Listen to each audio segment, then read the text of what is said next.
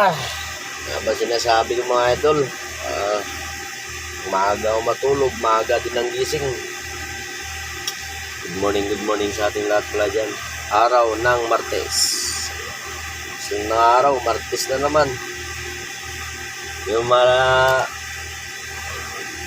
tawag nito, hindi natin mamalayan na naman, Sabado na naman. Gising ko lang, andar pa nga yung ating electric fan. Okay, sana tayo labas. Let's go! Yung tabi na kami ni paring Carlo. Ayan, dyan kami nakaparada sa ano na yan, magkatabi na kami kasi walang paradahan, no? Ang sikip talaga ang kita, magkatabi kami. Pero alis ako mamaya dyan kasi lipat ako ng pwesto kasi mamaya papasok natin wheeler dito sa pang-8 butas. Alis ako mamaya isasalang mga alas 7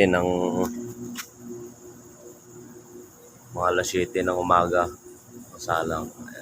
Dito muna kami tambay sa bukana nito para wala nang sisingit sa amin mamaya. Ayun, puntahan natin yung painante kung saan natutulog. Puntahan natin. Yan, dito lang sila natutulog. Yan. Ayun naman yung isa.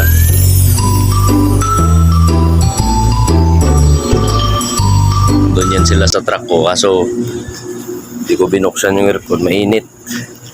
Nainitan siguro lumipat dito sa labas. Ayun mga idol. Okay na. Magkakape na ako. Let's go. Bili tayo sa kandali. Ano kape idol? Kape tayo.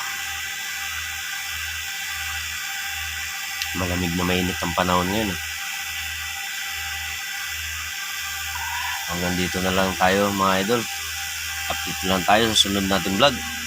Bye bye mga idol. Ingat palagi. God bless.